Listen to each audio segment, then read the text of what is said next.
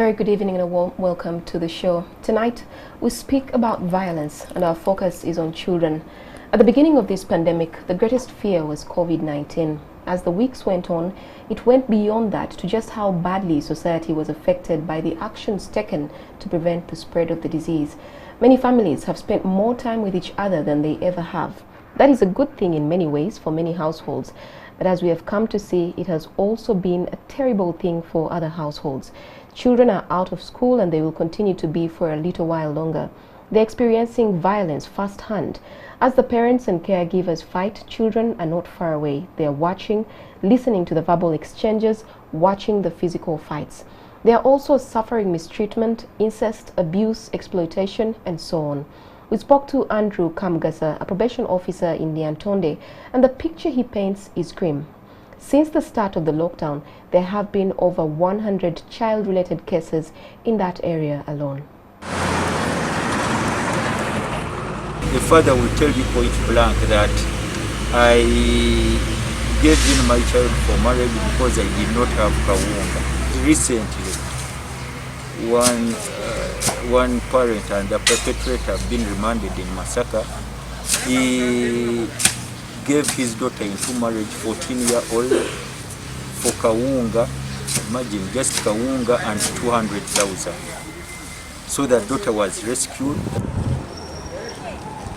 We have handled cases, 114 cases. The highest being defilement cases, 25 cases. Forced marriage, 16.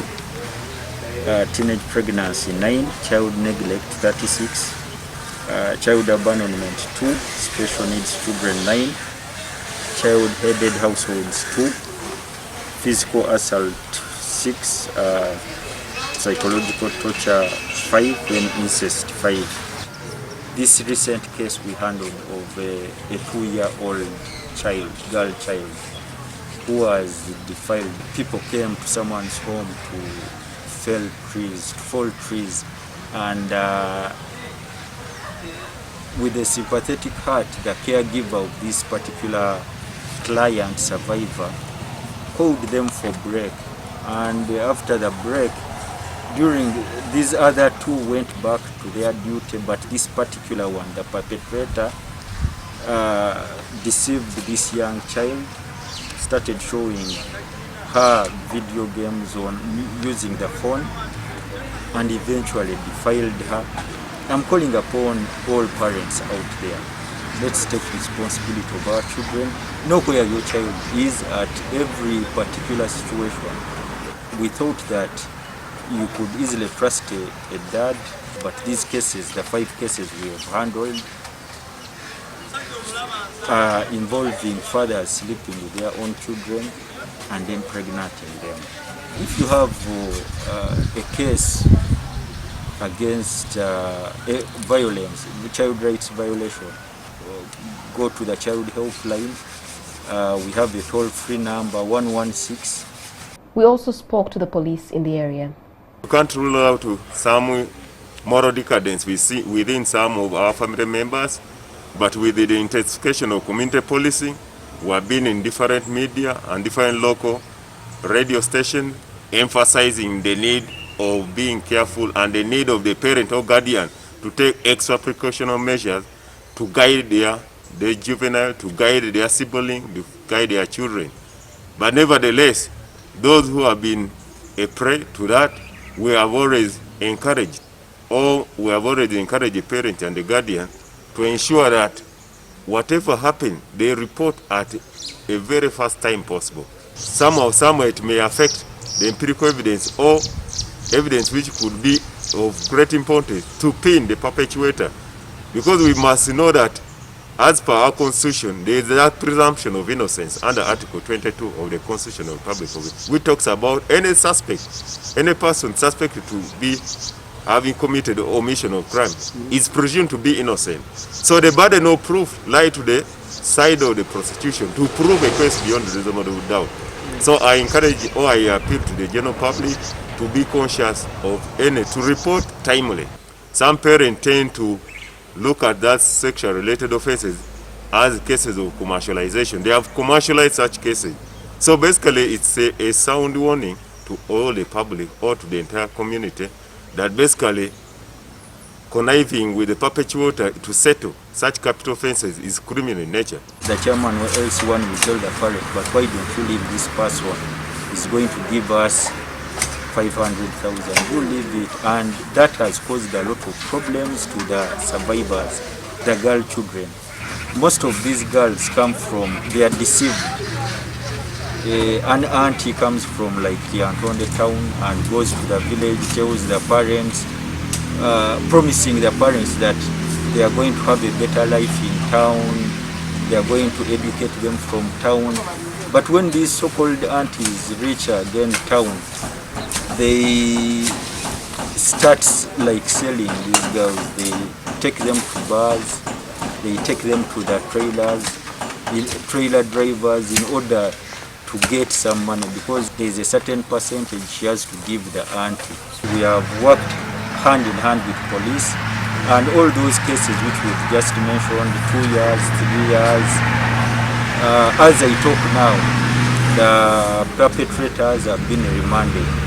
Well, joining me in the studio to have a conversation about what we just saw and heard from Liantonde is Annabel Nakabi-Sekabije, the Executive Director of Remnant Generation, and she will be joining us on Zoom. Also in the studio with me is Timothy Opobo, the Executive Director of AfriChild Center, Makerere University. Thank you both so much for joining us.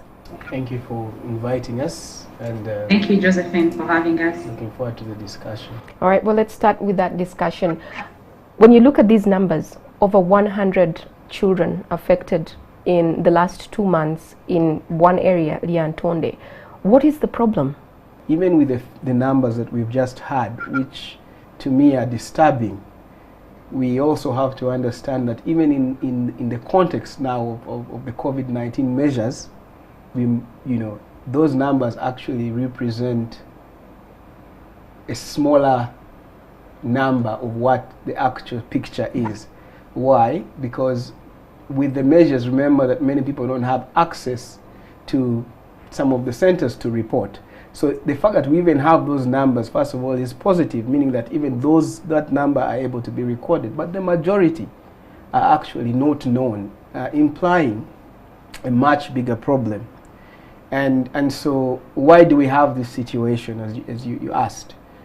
To me, it speaks to our society, first of all, because as a country, we have had these numbers. We've had numbers of violence against children, even before the COVID-19 situation. But they're much higher now. Yes, they're much higher now, and that is true. Because with the measures in place, with people's routines affected, with livelihoods disrupted, with families being locked down and the stresses that have come with the situation, people are more exposed right now to violence. And speaking directly to the issue of domestic violence right now, because with the challenges that families are facing, many families are unable to cope with these stresses, and therefore the implication or the outcome and the consequences, the violence that we are seeing. But there's another angle to it also, which is the fact that from the research that we've been doing, the findings point to the fact that majority of children that are abused are not abused by people far away from them. They're actually abused by people closest to them. They know them. So the lockdown has actually locked the perpetrators and the victims together. And so the perpetrators have more access to these victims or to these children. And remember that with the lockdown, the access points for support are closed down. And so it has created conditions that have actually precipitated room for abuse. And that's why we are seeing, these levels of abuse, in my opinion. Annabel, what do you think? I know that you work closely with the people in Liantonde, but when these figures came to your desk, what was your thought? What was your reaction to them? Thank you so much, Josephine. And it's just quite unfortunate, like you mentioned, that this is the time when you would expect that families are bonding, are staying in together, and they're getting the moments to share and grow stronger as family. But unfortunately for children in the Antonde, it's not been the reality. The abuse has increased, and when we received these cases, we realized that there is the evidence of family breakdown is more evident in these times, where there is the ability for families to adapt and stay together has become a problem. We have seen the high rates of gender-based violence in this season. Actually, the figure we have had in 2 months is higher than the whole of 2019 added together, according to the report that police released. So we are seeing that the evidence, it's more clear now where we should be putting a lot of effort, and that is family strengthening. And parents have been struggling to fit in that small space that they have, with all the challenges of disrupted livelihoods and children being out of school. And just like Timothy has mentioned, is that now, because abuse is not really done to children by people that are very far away from them, it is people that are closer to our households and within the households. And now that they are locked up together, it is even more. We are seeing the high cases of incest and then the defilement cases. And I think for me, this just shows, as we are planning the interventions for COVID-19, that access to services was equally essential as healthcare and as food and water, because then there are so many children that are trapped and cannot even access support. They cannot report. There are very many families that are dealing with issues and don't know where to go for help. So that failure to access help is even further bringing detrimental effects, the trauma that is being suffered by the victims, the children that have been abused, and also the families that have been exposed to this kind of abuse don't know how to deal with the situation. For example, the father of the 2-year-old that the probation officer. And we're going to come to deeper into that to just break down some of these cases. But I think one of the scariest things, the picture that you both paint about how the children are locked inside with their abuser.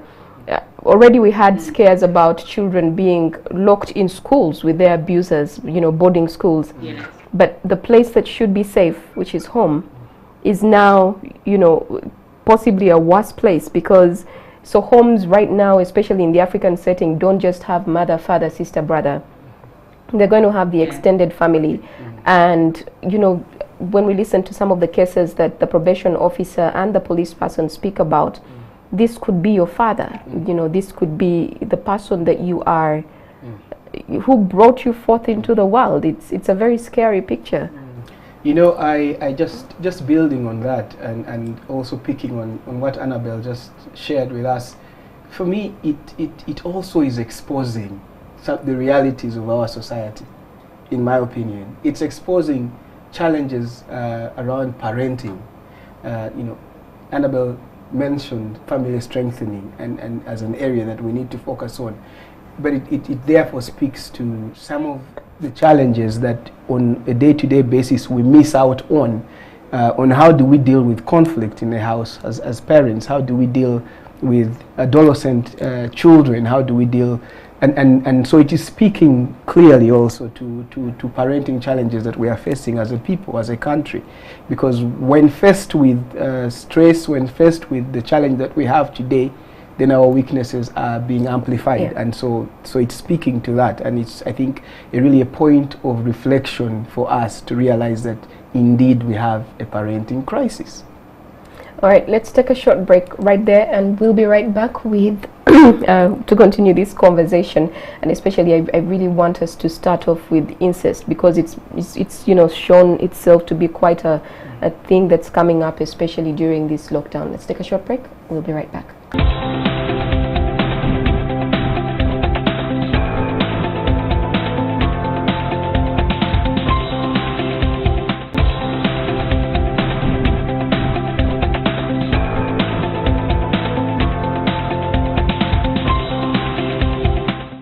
Welcome back. Thank you for staying with us. We're coming to you from the Kampala Serena Conference Center in the NTV studios, and we're speaking about violence and violence against children, especially now with the numbers skyrocketing.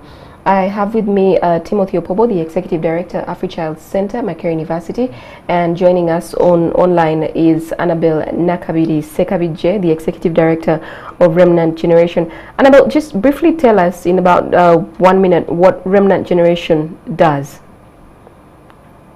Remnant Generation is an NGO that works with girls that have been sexually assaulted, and as a result they get pregnant. So we have survivors of sexual abuse and teen mothers. Yes. And we rescue girls that need support, psychosocial support, and for them to receive healing and counseling and then healthcare. And then we do case management and follow up and making sure that they get access to justice.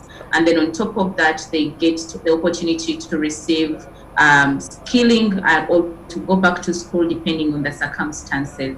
All right, so when you speak about those particular cases, I'm thinking the 25 cases of defilement, the 16 cases of forced marriage, the 9 on teenage pregnancy are all cases that the probation officer, Andrew Kamgasa in Yantonde, has brought to your attention. So it'd be interesting to know what you've done with those cases. But let's first hear from Timothy and just find out what AfriChild Center does. What we really do is through child-focused research, we focus on the African child, and our objective is to generate evidence through research that helps then inform policy, but also inform practice. So essentially what we're trying to do is to use evidence to help improve programming for children in this country, such that some of the programs that are being implemented by the government, some of the policies that are being instituted by the government are hinged on tangible evidence and not just subjective. Okay. But also we want to help organizations that are working to implement programs for children. Annabel, I'll start with you, considering the organization that you work for, and also because I know you've been in touch with the people in Yantonde. What exactly are you doing to help with those cases that were brought to you? What does the Remnant Generation then do with those cases? We get our field officers, our team, to identify these cases with the support of the probation officers, and when we receive them, then we work to make sure that they are reported. It is very important that cases are reported, because most of the times what limits intervention is when there is silence. So we are encouraging the practice of breaking the silence about child abuse, and especially sexual abuse and all the other cases of child abuse, to make sure that there is a voice. These children have a voice, they know where to report, they know the parents are able to identify and report these cases. And then when they are reported, we work to make sure that we follow up to see that the case is filed with court, and then the perpetrators that are alleged are arrested. There is effective, the police does its job. Annabel, what did you do with these particular cases when they were brought to your attention? Some of the ones that we've listed. So what we did with these ones is that we have made sure that the medical examinations are done for all those cases that were reported, because that was a big challenge, that there was a lack of facilitation for the children to access medical examination. So we did the medical examination, and through the probation office, we made sure that the files are being presented to the RSA and they follow the system, the legal structure. And on top of that, we are working with the families right now of these children to make sure that they are receiving the psychosocial help, especially the families of the children that are younger, the 2-year-olds, the 3-year-olds. It is very disturbing to be a parent and your child has been abused at 2 years old. How do you deal with the stigma within the community? How do you support this child to take their medication? These children are on PEP, they are getting PEP medication, and it has been a very a very challenging time, because then the poor little child is throwing up whenever they take these medicines. So they need nutritional support, they need to be eating well, they need to be visiting the doctor, and we are making sure that the children have access to that health care, they have access to proper food and nutrition. And then for the other older girls that are pregnant, we are working to make sure that the girls are able to attain antenatal care services. And after the lockdown, we hope that we shall be able to be more into the community to see that we are helping these girls then learn adapting skills, and while we follow the justice system. Well, Timothy, the last time we spoke, we both agreed that this in itself was a pandemic, you know, as well. What is the situation like in Kampala from the research that Makerere University has done, Kampala and surrounding areas, well, generally the country, away from the Antonde? Away from the Antonde.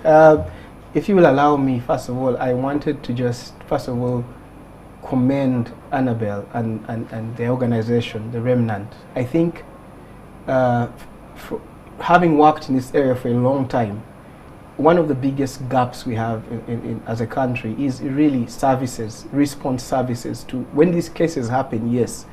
But what she just described and what they do, which is the response side, what happens after, is a huge gap. And not many, if you look around the country to see how many people are doing what they are doing, it's almost near, you know, very small number, let me just put it that way.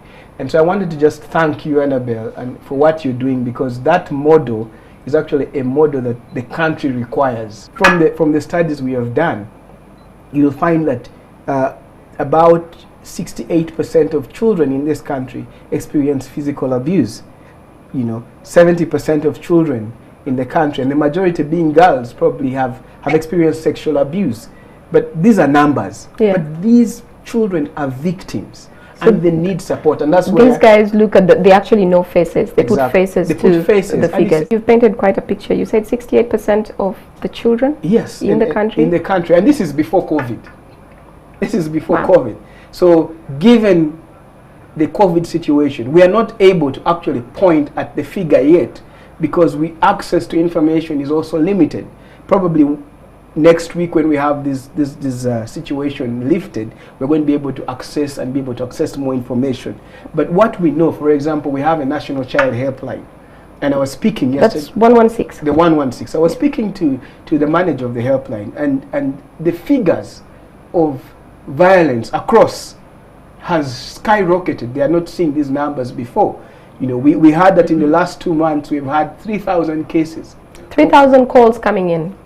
Yes, and this is unprecedented, you know. So the figures are quite high, and we are hoping, therefore, that once this lead is lifted and we're able to move, we're able to access, we'll be able to give a better picture of what has happened, just as we just shared with the figures from Liantonde. So we shall be able to consolidate the figures from across the country and say, look, this is what happened in the last 2 months, and I can assure you, unfortunately, it's not going to be a glossy picture. I'm certain of that. We can already see that. I just worry about how bad it will be. Annabelle, speak to me about the 2-year-old that was defiled. I know that this was one of the cases that even the probation officer in Liantonde took a step back about. We heard that this 2-year-old was abused by a person that was brought in as a shamba boy. Like, they were working to cut trees, and they just came for a break. And it is, I think, something that we should learn and reflect on, how easy it is for a child to be abused, because this man, the perpetrator, you know, came home to take a cup of porridge, and within no second he's, you know, playing with the child and showing her videos on the phone, and the child is being abused. And as we speak right now, Josephine, this child has lost the ability to control her urine. You know, when she feels like she wants to ease herself, it is not easy for her to say, Jaja, I want to go to the toilet. It just happens, you know, and she's in a lot of pain. And it didn't take, you know, nightfall. It didn't take the child being kidnapped and taken away from home. And I think for us, this has been a case that opened up our eyes to how easy and it is for children to be abused, and it doesn't need to be any crafty thing, you know. And unfortunately, the father, because he's a man that is struggling and is not able to have the finances to run around and, you know, follow up the case and all that, there has been a bit of a challenge with accessing justice for this particular child. And this is where we need concerted effort and a collaborative approach. We are thankful that the perpetrator was arrested by police, but there has been delays in processing the file, and we are hoping that those delays won't happen, you know, won't be prolonged. We are doing everything that we can. But you know, this child is in pain, and she's in need of health care. We are doing our best to see that she's able to access that. But I think this particular case opens up our eyes to see how easy it is for our children to be abused, and it can happen at any time by anybody. So we need to be more vigilant as citizens, as parents, as guardians, when it comes to issues of child protection. We need to be aware about this whole evil, and not easily trust people simply because somebody is working in your garden and thinking that, oh well, they are working in the garden, so they cannot be harmful to my children, or they are, you know, relatives staying in the house and they cannot do anything harmful to my children. I think now is the time more than before where parents and guardians and everybody that is concerned about child welfare to just be more vigilant about child protection. And being aware of how it can happen quickly, and also being able to seek justice, but also seek additional help for the victim when it happens. Oh, I mean, to a 2-year-old, it's just really... Yes. I'll try not to get emotional about it, because it purely is disturbing. And just as Annabelle said, I think the lesson I think that everybody needs to pick, and that Annabelle has tried to highlight, one, is that this thing can happen to anyone. Many times when we hear of these cases, there's an assumption that it is far out there. But we must understand that this can happen to any one of us. If you're a parent and you have children, you must be concerned when you hear these things. And you must therefore take the actions that Annabelle just highlighted. We must know where our children are. We must empower our children to avoid engagement with strangers. We must be always on the alert. I think there's the comfort that people have in their heads that I know the people who are in my home or even around my home, and so they relax a bit because I know these people. Yes, but you see, again, as we are seeing, this thing is not coming from people necessarily who are far away. There are people, this is somebody who came to do work within the compound. And we don't know some of these people. We don't know what their intentions and motives are. We don't know what their moral levels are. You have somebody to come and cut the grass or cut trees, but your children are there. And so we need to be alert to this situation. But we also saw from Leantonde that it could be a father. Exactly. You know, it could be a father, it could be a brother, it could be an uncle, it could be a neighbor. So everyone is actually a potential abuser, and that's the reality that we're living with. But again, Josephine, I think something else that I want to speak to, which is that as a country, we need to strengthen our response system. She mentioned it, Annabelle mentioned the fact that we need to build a system that is responsive. In other words, the whole process, right from the time this child the case is reported, the system should be able to function. Yeah. It should be able to function, even if the father of this child, as she said, for example, cannot afford justice. Our country should be able to provide justice for that child. This is a Ugandan child, a citizen of this country. And that child belongs to us as a nation. And so we must build a system that helps this father, whether he has money or not, to protect that child, to have justice for that child, to ensure that the child gets the support that they need. Again, as I mentioned, we are lucky that Annabelle is there in Leantonde. Who is in Kasese? Who is in Karamoja? Again, like you said, Timothy, earlier, and I think this was before we started the conversation, COVID-19 has shown us in so many ways that maybe our priorities are not where they should be. But let's take a short break and we'll pick up from there when we return.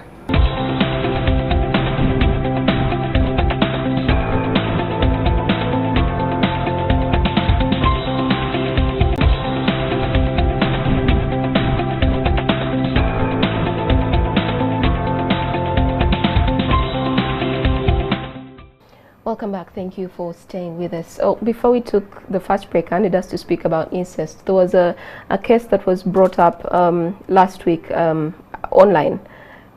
One boy impregnates his sister, and I think somebody else then mentioned that actually there was a boy who impregnated two of his sisters. The cases of incest that we then have from Liantonde, we have 5 cases of incest. Is this something that worries you both? As well as to say that the whole phenomenon of incest has existed in the country. It has not been highlighted as much as possible, but it's now more pronounced even because people are locked together. And it of course paints a very disturbing picture of where we are progressing as a country. It speaks to breakdown really in a lot of values that we have as a country, but it also speaks to, again, what I mentioned earlier, a crisis in parenting. You know, we're speaking earlier conversation, Timothy, where you mentioned about how things have changed. You know, there's just so much exposure now that the children see too much. The cultural norms that we had back then don't necessarily apply now in just about every aspect of it. So we're going to see more cases of this. I don't doubt. Unfortunately, we probably are going to see more cases of it, and you've touched a very important area, which is the time we're living in. You know, many times I hear a lot of people saying, in our days, you know, in our days. The truth is, these are not our days. When I say that, I mean that time has changed, environment has changed. We have children living in an era that has probably not been in this world for ever, at least as far as I'm concerned. An information age, where there's so much information out there. People have access to all this information. We are not regulating this information well enough, in my opinion. And the impact of what these children are being exposed to, the cartoons that children are watching on TV that we just allow them to watch, is changing their behavior, because that is what is educating children today. That is what they are seeing as a model for behavior. So what they watch is what they're practicing. And we, the parents, are busy. We're busy running around claiming, or maybe genuinely looking for livelihood. But we have to create the balance, because at the end of the day, if I'm to use the words that the president used in one of the presidential addresses, the whole essence of everything should be family. So if I'm running up and down, and then at the end of the day, those that I'm running around for are destroyed, then was it worth it? What was the point? And children are like a sponge, like they constantly tell us. They just suck up and see everything that, you know, they're exposed to and take it up. Annabelle, let's hear from you. At our shelter, where we have the teenage mothers that need a safe space, this year, most of the cases we have dealt with, actually from 2018, the trend has been that 80% of the cases we are receiving are actually incest cases, related cases. It is the father that is responsible for the pregnancy, it is the brother, it is the uncle. It's unfortunate that most times the responsibility for parenting was delegated to teachers in schools. And now the lockdown has just showed us that parents no longer don't know how to cope or even coexist with their own children at home. They even don't know how to talk about these things because there is no senior woman teacher to talk to the girl who has just started her period.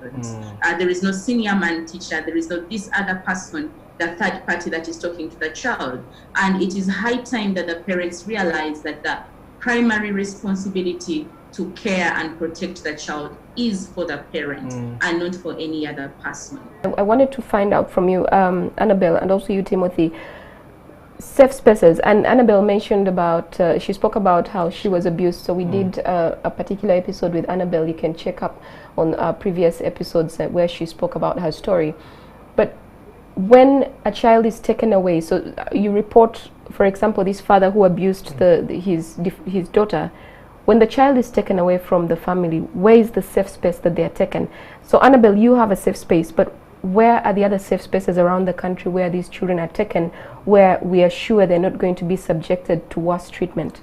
There are many cases, I have dealt with some personally, where the child says, I cannot testify before my father because where am I going to go?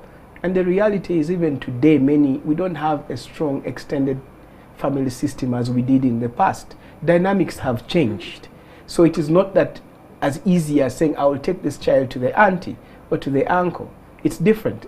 And so we need to invest in creating spaces like what Annabelle has. Shelters where people can get temporary safety. Because sometimes keeping the child again with the perpetrator is even creating more risk, because in some cases it will lead to the death of this child. Yeah. Annabelle, do you want to say something to that, or? I'm totally in agreement with what Timothy is saying. I think we have seen a wave of GBV shelters being started up by different actors in the country, and I think it's high time that the Ministry of Children Affairs and Ministry of Gender and other key players in the sector of child protection realize that we need social protection systems available for children that have survived abuse. We need, and it's not necessarily that institutional care is the solution, but that temporarily safe space where a child can be put for them to regain, their dignity and rediscover themselves and realize that it's not their problem, it's not their mistake, and help them launch again. But also, we need to be more intentional about family strengthening. I cannot emphasize that enough, because at the end of the day, there is going to be need for reintegration, even from the institutional care. There's going to be need for reintegration of these children back into some form of family setting. When all of these cases came up, I kept thinking to myself, if somebody is at home and maybe you constantly witness your neighbor abusing your child, their child, or you know about those cases, how do you report them without putting that child's life at risk? First of all, I think it's important that neighbors and anybody concerned reports. I think that's the bottom line. But then we need to also be cautious about the way we report, in such a way that we are not necessarily putting this child in harm's way, and that's why the 116 helpline is there, for example, where you can be an anonymous caller to say, look, this is what is happening, please, these are the circumstances, and help in this way. So we need to also be sensitive to it. I've seen a lot of things going around social media. Most people use it as a way of bringing out the matter, but in that way they are creating secondary abuse. First of all, you're not even respecting the confidentiality of this child and the privacy of this child. You're putting this child out there. These videos are going to be there for years and years, that when this child grows up, people will still make reference to it. So we have to be careful, and I think that's a bit of sensitization we need to do with the public. Please do not post children's pictures on social media, especially pictures of abuse, and please just make that plea. Yes, might come better I think both of you. No, I think to the public, we first of all want to say that it's important for you to be concerned about children. It's important that you report cases of abuse, but please do not do it in a way that compromises the safety of this child. Do not record children and put their pictures on social media, because these pictures end up going back to the perpetrator. These pictures create more harm for this child, because this child is being exposed out there to the world, and yet what we're trying to do is to create safety. So please do not do that at all. I request, I beg. I want to beg as well, just like Timothy is begging, that good intentions can be interpreted for other things. I mean, has been a recent video going around social media, and it has taken all turns and twists. But the person that put the video out really wanted for this girl to get help. So we need to be able. I think we just need to do more awareness. To just help people know, even when you're reporting these cases, please be mindful of the safety of the child. And then the other thing is that there are structures at community level with that local council leaders, where you go, there is a person that is in charge of children on the local council.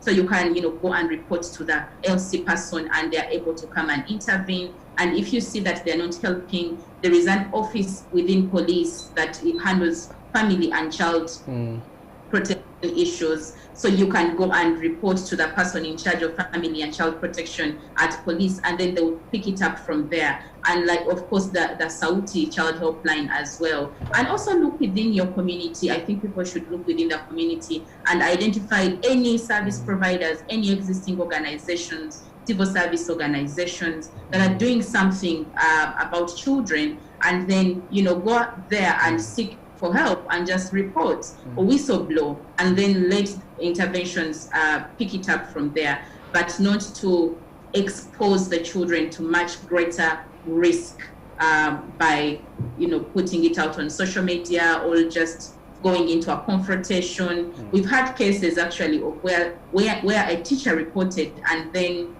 the family of the perpetrator went and attacked them at night, and they were, you know, they were beaten up and they had cuts over their body. They almost lost their lives. So not to put your life at risk, it is better to do it within structures that exist right from local community level up to the national level. All right, but Annabelle, I know that there are a lot of people who might have concerns about doing that. We heard from the probation officer in the Antonde about how sometimes you report to an LCO or a chairman, and they're the same people telling the parent, this person has agreed to give us 500,000 shillings. Why don't you just leave the case, you know, and just let it go? And we also heard from him saying that it is aunties who are selling their daughters to truck drivers and other people. Still, we heard from him, and he was the same person saying that some parents, you know, will delay to take the children to the hospital for one reason or the other, or they will be the ones who just want to just shut the case down for whatever reason. So as we close, could you both speak to that? And I'll start with you, Annabelle. I still believe in the Ubuntu philosophy. I still believe there is still a common good within people's hearts, and that it takes a village to raise a child in Africa. It still does. We just need to keep encouraging people to stand for the truth, to think about, at the end of the day, as the chairperson that is eating this money, what if this is your child? And what if this person becomes a chairperson tomorrow? You know, there is more damage that we are causing than the little benefit that comes in terms of monetary value within that moment, you know. So I think we just need to continue cheering people up, you know, the Ubuntu philosophy, but also having champions of child protection and providing a quick response when these cases come, and everyone doing their little part. All right, thank you very much, Annabelle. Timothy, do you want to wrap us up? Yes, I think my suggestion, my request, my call is, I think that we need to develop a culture of zero tolerance to child abuse. And I say this beginning from the top leadership in this country right to the families at home. I think we need to say that this is unacceptable, because, you know, there's a mindset that thinks that these are just social issues, and, you know, they happen in the communities and they'll be sorted out.